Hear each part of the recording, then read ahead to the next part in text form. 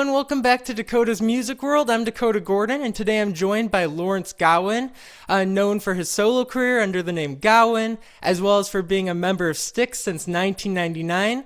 Lawrence has been a crucial piece of the band through songwriting, vocals, as well as instrumentation. Lawrence, thank you so much for taking the time to speak with me today. It's truly an honor. My pleasure, Dakota. Nice to be on the Dakota show. Thank you. Dakota's Music World. So we're going to get into all your work and your solo career and with Styx in a moment. But first, Okay. I'd love to go back to the beginning a little bit, if that's okay with you. Yeah. What initially sparked your interest in music, and how did that passion develop from just something you were doing as a hobby to something you really thought you could do as a career? So the Beatles, first time I felt that spark that hasn't gone out yet to want to do this. Okay, and then shortly after that, bugging my dad to get a guitar, and then a couple of years after that, it was an acoustic guitar that I hacked away on for a couple of years, and then I was about 8 years old, and then at 10, my mom suggested the piano, and I decided to take her up on that suggestion. And by the time I was about 14, I was started to get, definitely serious about wanting to do this for my life. And mainly seeing the bands of the early 70s. So those would be like Yes and Emerson, Lake and Palmer and Genesis for sure. And in Canada, there was a band called the Guess Who. People know that one, of course. And Queen. So, and a lot of them, what they have in common is really strong keyboard players or piano players. So, and Elton John. And I really wanted to kind of, to do that basically is it. And so I started taking it more and more seriously as each year went by. And every time you play in front of your high school or something like that, you get a little more confident if they happen to kind of give you a thumbs up, which is hard to get in high school, or can be. And then by the end of that, toward the end of high school, I decided, okay, much of school doesn't bug me. It's not what I want to do. So I just went to the conservatory, Royal Conservatory of Music in Toronto, and, really dug into classical music for the next couple of years. And I got the associateship degree with for classical piano performance, but all to basically build up a vocabulary for songwriting and for basically having the kind of ability to play on stage with some confidence. So that's basically how the steps went. And then luckily we got a gig at the Holiday Inn, and that was 50 years ago. Oh wow! Since then it's been one after another for half a century. Yeah. And then soon after that, you had a solo career under your last name, Gowan. Yes, yeah. And you released your first album it was self-titled. Eponymous, yeah. And then after that, you released The Strange Animal as your sophomore album. That's and right. I feel like that's kind of considered the album that the album that broke you through in Canada, and it had so many incredible songs on it. It had Your Strange Animal, A Criminal Mind, which you still perform today from time to time with Styx. And you recorded the album with Peter Gabriel's band, which includes Tony Levin, who's just like an icon for a backing musician. That's for sure. And then you recorded it all in Ringo Starr's studio. I mean, if this isn't a recipe for success, I don't know what is. What was it like working with the musicians of this caliber, and kind of like, how did you think they all helped shape the sound and the success of the record? Well, that's a big question. I know. and a very, very relevant one. There's when the opportunities presented themselves, fortunately, I'd done the background work, basically, if you want to call it work, but I'd done the preparation for the opportunity was already in place. But those opportunities to record at Ringo Starr's house, that came down to the producer was a guy named David Tickle that was kind of putting together Ringo's studio again, because Ringo Starr had moved in a house that John Lennon lived in the 70s, called Tittenhurst Park. It's in Ascot, England. And the studio, John recorded Imagine there, and the studio was kind of being put back together by David. And he said, I've got this Canadian artist, Gowan, that I'd like to make the record here for him. And Ringo apparently said yes. And the next thing, on top of that, he was doing the live sound for Peter Gabriel, and the guys in the band, Jerry Murad and Tony Levin and David Rhodes, heard my demos in David's car, and they liked them, and they called and said, "Would you like to come to England to make your next record?" And I was once I had ascertained that it wasn't a prank phone call, I was really happy to go and do that. And so I had full confidence, not full confidence, that's too much. I was more confident, certainly, than I was after my first album, which was not a commercial success, but yet was a strong album. When I go back and listen to it now, I realize that there was strength there. But timing is such a critical factor when it comes to putting out any piece of music. And I just felt like all of these streams of everything felt like it was suddenly moving downstream in a very coordinated fashion. Great players, I had strong songs, the right producer, the right vibe. Everything kind of culminated in it coming together in a really effective way.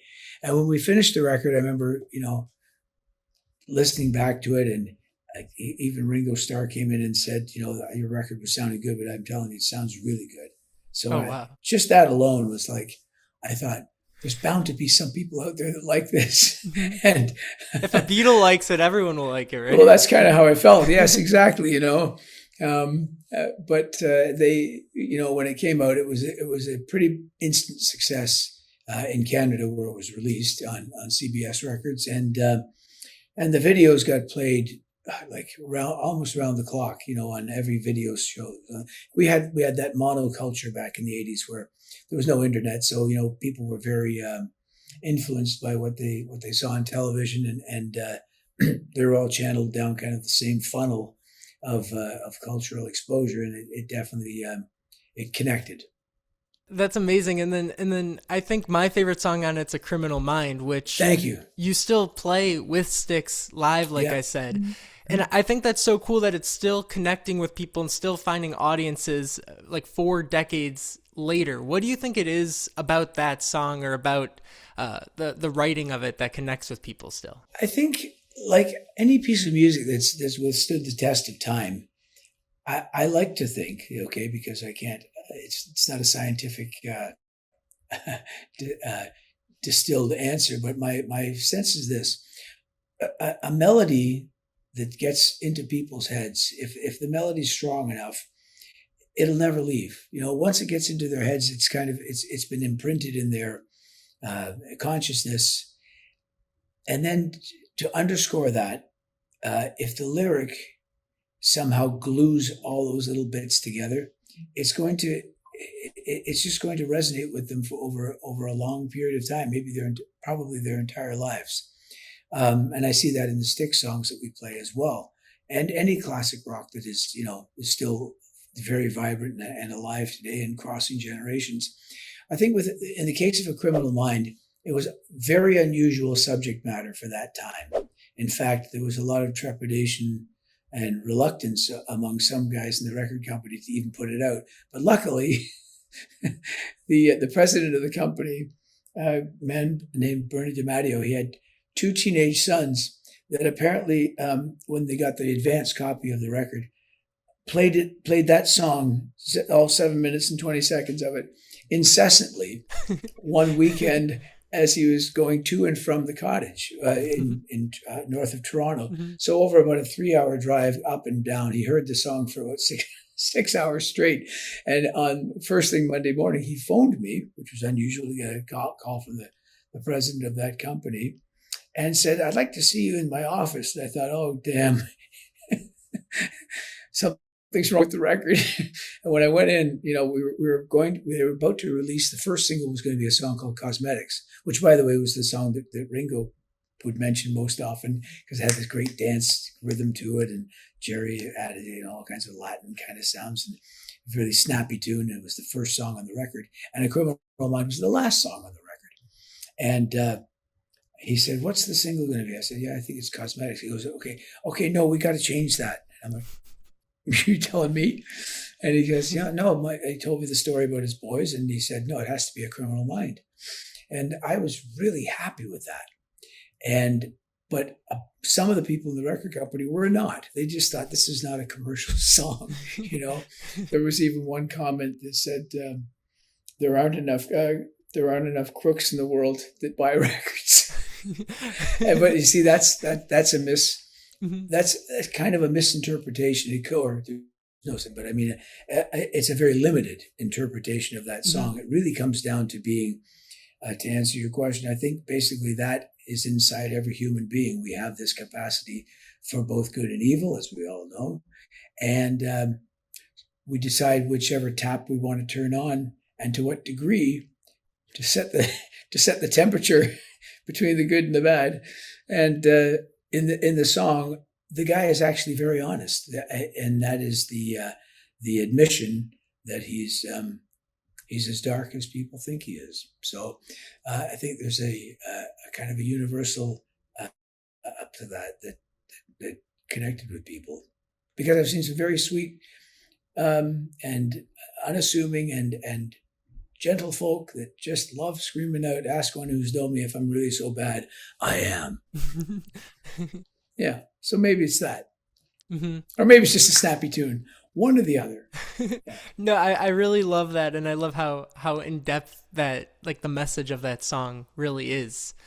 I wanted to talk a little bit about in 1997, after you've had this successful solo career, you were an opening act for Styx. Yeah. And this was this the first time you met the band and Tommy, or was that not the first time? It was the first time I'd ever seen Styx, because as it happened, remember we talked about when I got my first professional show, it was like I played every week for about 51 weeks of the year for the first 5 years of my career. So it was only during that 1 week off, or unless it happened to be a Sunday when the bars used to be closed, maybe they still are, that I'd get a chance to go to a concert. So I'd go and see Genesis, or I'd go see Yes, or Elton John, or Queen, but whenever Styx happened to come to Toronto, I was always playing somewhere, so I never saw them live. And then after the success of Strange Animal in 1985, I never opened for any. Initially, after the record came out, I did open for the Kinks at Maple Leaf Gardens in Toronto, and then I opened for Supertramp over 5 shows on the eastern part of Canada. But that was the end of me ever opening for anyone in Canada. That ended around May, maybe April, actually, of 1985. So between there and 1997, I'd always headlined, my own shows across the country. And so when I was asked to open the show for Styx, I was kind of, at first, I was kind of taken aback, because I hadn't done it in, I guess, 14 years. And but that year, it just so happens that I had released a live record, primarily in Quebec, called Gowan au Québec, which was just a live record of me touring Quebec solo piano. So I was kind of touring to support that record, solo piano, without my band. And that was unusual. And the promoter really liked, a guy named Donald K. Donald, really liked that idea of a solo piano opening a show for Styx at the New Montreal Forum, which is 19,000 seats. And, very often they'll choose an opening act based on the fact that I think they were at probably 17,000, and they figure, well, that extra couple of thousand seats will fill the building if we get the right opener. And so that was part of the equation anyway. But I thought this is a great idea, because one of the songs had already reached the top 10 in Quebec, because it was a French record. And so I opened the show, and then after I played, there were several encores that night, so they really saw me in the best light possible, because they saw the thousand, the kind of crowds that Styx always play for thousands of people. And they saw that the audience was really engaged because they're singing all these songs that they may or may not have been familiar with. Some of them had heard them when they toured Canada before. But they took note of it. And a couple of years later, when they needed a piano player and singer, it was raised by the lady, Kim Boulette, who runs Tommy Shaw's website, and then also by Donald K. Donald, who spoke to our manager, Charlie Brusco, and said, yeah, we think that would be a good choice. And then it was up to me basically to make them feel that they hadn't made the wrong choice. And that was 27 years ago. And I mean, they obviously haven't, because you've become a central part of the band, and you can see that a lot on your new album, or the band's new album, Circling from Above. Yeah. You were really one of the lead songwriters and vocalists on that album, and I think it's such a cool album because you could listen to the first Styx album and then you could listen to this album and you could tell it's the same band, but it still feels like you're reinventing the music to kind of fit the modern society and what's going on today in the world, especially on the song Build and Destroy, which you actually did the majority of the writing and vocals. What do you think the writing and recording process for that song was like to kind of make it come together in the way that it did? Well, first of all, several sections to your question. First of all, I love the comment that you made about the fact that you can listen to an early Styx album and then put on Circling from Above and feel that there's a continuity in the band, even though there have been member changes along the road. That is central to our endeavor, is to kind of feel that there's this strong connection to what the original intent of the band was. So basically, it's a cauldron of progressive ideas mixed with heavy rock at times, mixed with an overall overriding kind of pop sensibility that makes it very palatable to a wide audience. At least that's my distillation of the recipe of what Styx is, and that's why they have such a broad palette of songs that they have put out. You know, there's a song like "Come Sail Away." I'm sailing away. Being next to something like Mr. Roboto. Domo arigato, Mr. Roboto, domo. Being next to something like Blue Collar Man. If it takes all that to be just what I am, I know you'll be a blue collar man. These are very disparate types of songs, and yet they all sound like Styx. You know, it's them. On the writing of this record, you know, the guy that came into the band named Willie Vankovich, he came in initially as a producer and a co-writer. He very much kind of acts a little bit like a traffic cop as to what ideas get sifted through and really focused upon and worked on. And that's really is a great thing to have a producer that's also a co-writer, because he's got that judicial eye on everything. So in the case of Build and Destroy, I had that musical motif, you know, the opening and then the basic whole vibe of all but the bridge, basically, we had. And then we hadn't quite settled on the alternate melody for the chorus. So Will and I began really kind of hacking at that, and I had the title Build and Destroy, and we started kicking lyrics back and forth, and that's where Tommy Shaw came in on the day when we took it seriously and began making some cool suggestions, mostly lyrically on that day, and then Will and I finished off the bridge. Tommy came back and sang, and that's when we felt this is a good complete piece. You know, it's that moment where you look at each other in the eye without flinching or acting, and really believe that you've got something that's worthy of, because that's a high bar to reach. You have to have something that's worthy of the Styx legacy, so to speak, and so we felt it with that song. And it made it onto the record, and it's also made it into all the live shows since. I mean, that's just really cool to me that I think a lot of bands try to reinvent their sound and they end up getting a totally different sound. But then on the other hand, some bands just try to keep exactly what they've been doing the whole time, and it kind of goes out of date. So the fact that you're kind of being able to do both at the same time is just really unique, I think. That's the balancing act. Quite honestly, that is. You obviously want to progress, but in the instance of a classic rock band that's been around for 54 years and it's trying to make something new, I feel it's incumbent upon you to kind of still connect to the original intent of what the band was, Mm-hmm. and and at the same time, you can't, well, you can, but we prefer not to lean back on old cliches of from the 70s or the 80s that are going to sound completely anachronistic today, and come up with subject matter that people can relate to today. That I think is present on Circling from Above. And that kind of pulls it into that's really where the development of the thought process of what you're singing about and how it connects to people, that really is where we lean a lot on the progression of the band, because we really are just taking progressive rock elements and configuring them in a way where they've got a memorable melody and an interesting lyric and and some signature kind of Styx vocal harmonies, etc. And those other ingredients that comprise to make it feel like it's a continuum of the band's original intent.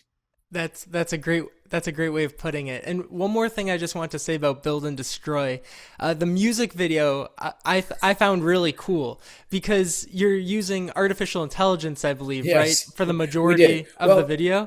A combination. It's a combination of Jay Zebarth, the artist and the guy that put the video together, his drawings and the way that he would prompt. It really was far more of an interaction between he and the AI and myself, because I had suggested early on. Okay, we put the band members in there, but we want to split the band in a way to show that.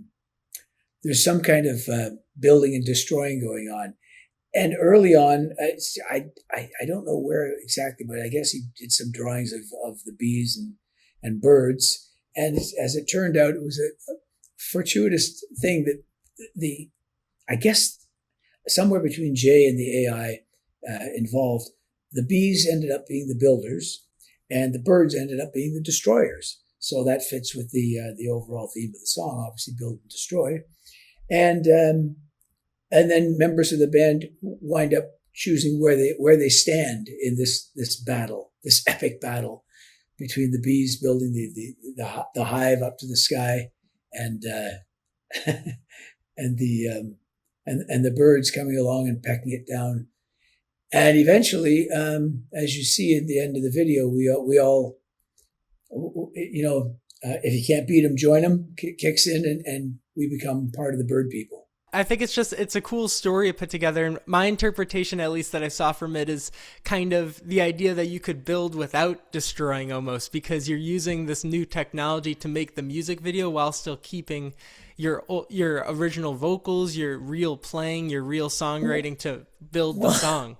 Well, another aspect of it, quite honestly, is just sheer entertainment. Mm-hmm. We're looking for something that's an entertaining way of depicting this. Mm-hmm. And I have to say, I laugh at it because the avatars that are on the screen, who they are in the band, but they don't actually look like us very. So it's almost like, because there's a line in the song that lost in the sky, we turn to AI. So it's right in the lyric of the song about where we are today, with our ongoing battles with our ongoing embracing and battles at the same time with technology. And so the moment we would see ourselves on the screen and go, yeah, that's me, but it's not me. It's kind of like it's a concoction of me where it was kind of disturbing, but always put a smile on our face. And it really works live because we've got, the monster screen behind us on this Windy Cities tour that we're doing behind, and we run the video in tandem with the song. So you're seeing the real person, and then this kind of distorted AI version of who that is. Even though we had input drawings of us and that Jay had done, and all kinds of other reference material. That's still how it came out, which is kind of twisted and but in a very entertaining way, I think.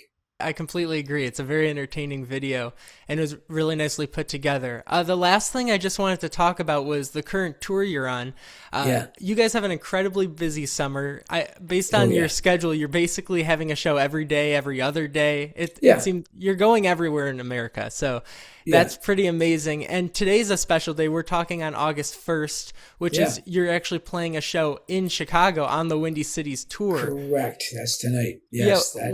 I mean, I know you're not from Chicago, but having been in this band for so long that has such strong roots in Chicago, and then playing with the band Chicago, does it ever kind of feel like a homecoming when you play in the area? I'm connected to Chicago to such a degree that next to Toronto, it is the most, well, maybe Montreal as well, actually. There are several cities I'm very connected to. Actually, before I even go any further, I'm thinking of several cities that I do feel a very close kinship with, let's call it that. But Chicago, the reason it stands out, for several reasons. One is geographically, it's a Great Lakes city, meaning, it sits on Lake Michigan, much the same as Toronto sits on Lake Ontario, one of the big 5 Great Lakes. So there's a sensibility about that I can't quite articulate, but there's something about it that feels very connected. And I mentioned Montreal because it sits on the St. Lawrence River, and that should be pretty obvious why there's a connection there. So it's all part of the same water stream, and it's a well-named river. But Chicago, I mean, apart from joining the band when I did in 1999, so 27 years of my life have been connected to this city intricately. And with the fact that the band started here, JY still lives here. So, even when time's off, I'd visit him here. I like to mention this, so I'm going to just throw it in there. My daughter was a doctor here. I mean, I'm a full medical doctor at 2 of the hospitals here in Chicago. Oh, wow. For 6 years. Yeah, both Mount Sinai and Holy Cross. And my back and forth connection with Chicago is such that, I still couldn't decide whether I'd be a Cubs or a White Sox fan. I don't have to be, though, because the Blackhawks ended up winning the Stanley Cup, and I can just claim that. Mm-hmm. I'm going to ride on that bandwagon for a little bit, being a hockey fan. And that and just the whole, as I say, the musical drive that's in musicians that come from Chicago. I'm very much a kindred spirit with that. So playing here is really important. And after all, the band was 5 Chicago guys from the south side of Chicago when it started, and through all the biggest years of when Styx was so successful, and have continued to be, because we've built on the band you see today is that we are the culmination of everyone that's ever been in it from the beginning. It's only 11 guys, I think. Terry's joined now, so 12. And very much so. It's on my mind that we happen to be playing in the birthplace of this band and also the band Chicago, obviously, tonight. So this is going to be great. Big sold out show at the Rosemont Arena. Yeah, it's going to be an amazing show, and I know you guys are new great. You guys always put on a great show. Lawrence, thank you so much for taking the time to speak with me. It was really an honor to get to hear your stories, and I know you have a show to get to, so yeah. I just hope you have a great show tonight, and I can't wait to see you guys. Well, I really enjoyed our chat, Dakota. I hope we get a chance to do it again sometime, and I hope you get a chance to come and see the show.